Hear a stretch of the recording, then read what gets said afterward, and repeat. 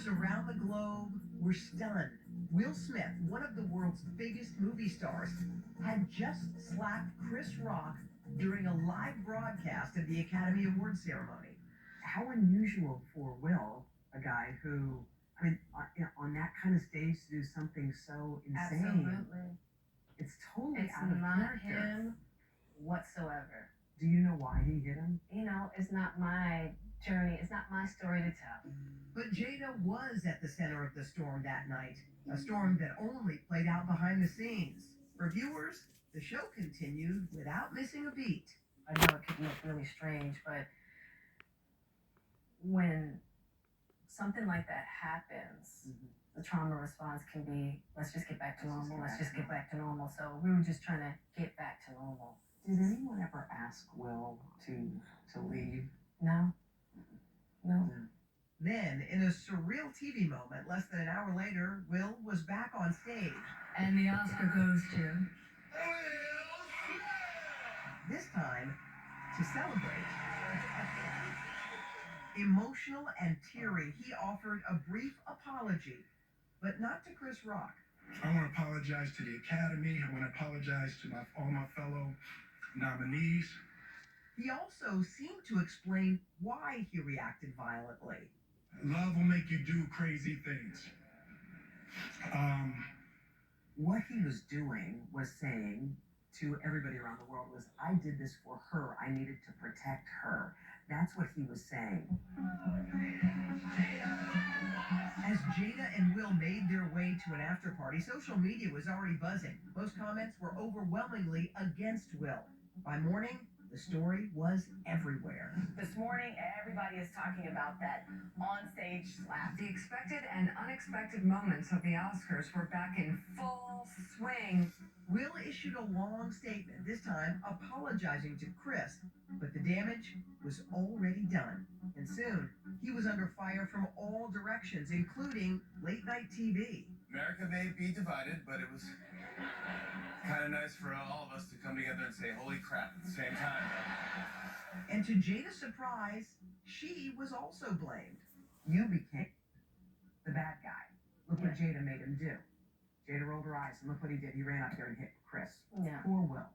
That's what the narrative became. Yeah. My honest opinion about that is that narrative had more to do with the false narrative that I helped to create on the red table. So poor Will because of the adulterous wife. Yeah. Who forced him to go to the table and sit there, you know what I mean? And now look at what she's done. She has the power with an eye roll to make him go up and slap somebody on stage. The media coverage continued for weeks. Some called for Will's Oscar to be revoked, while others wanted him arrested for assault. Neither happened, but there were consequences. The Academy of Motion Picture Arts and Sciences banned Will from attending the Oscars or any Academy event for 10 years. Did you realize what this would mean for his career? In it together. No matter what. So you were willing to That's what it is. ride or die. It's a ride or die thing, Hoda. And whatever comes with it. Jada and Will have not spoken with Chris Rock since that night. But months later, Will released this video on social media explaining that he tried. I've reached out to Chris, and the message that came back is that he's not ready to talk, and when he is, he will reach out. Chris Rock declined to comment for nearly a year until his new Netflix special came out called Chris Rock Selective Outrage. Will Smith practices selective outrage. Everybody that really knows I had nothing to do with that. I didn't have any entanglements. These kinds of moments can do two things. They can amplify love, or they can really make you bitter, angry, resentful, right? We've chosen to really look at this moment and heal. It is a philosophy that has guided Jada throughout her life, including her unconventional marriage. So here's just a straightforward question. Why not just amicably divorce? Why not just do that? We don't want to.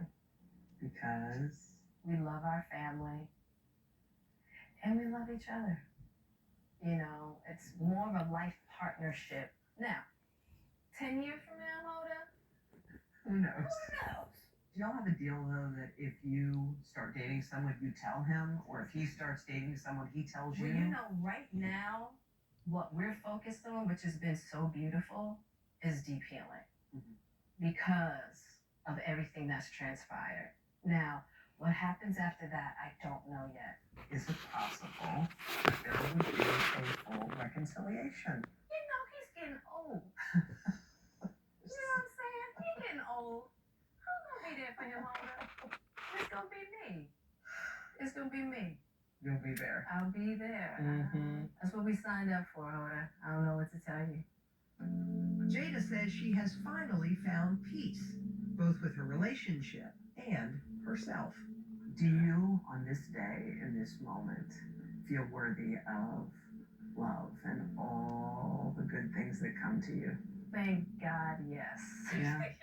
You know, it's like through everything that I have been through, Hoda, you know, it's like what I've been able to discover, you know, about myself, about love, and how when you're going through such difficulty, that's when you really get to see how much love you have around you. And Jada could see it as we walked through her old stomping grounds. Neighbors from long ago poured into the street to welcome her home. We're so proud of you. Thank you. Have come Yes. through a whole And lot. continues to do. Yeah. Yes, and it helps to set a precedent for the children that's coming along to say you can do this also. Yeah, for Jada sure. did it. How about to hear someone say, I'm proud of you? It's beautiful. At 52, Jada now feels she has everything she needs. When you're going through the mess, all the riffraff gets stripped away and you really get to see who you are. You get to see that army of love around you. I am so grateful. I'm so grateful. Our thanks to Jada Pinkett Smith for a truly thought-provoking conversation. Her memoir, Worthy, is out next week. Now, stay tuned for an all-new Dateline 2-hour mystery. I'm Hoda Kotb. For all of us at NBC News, good night.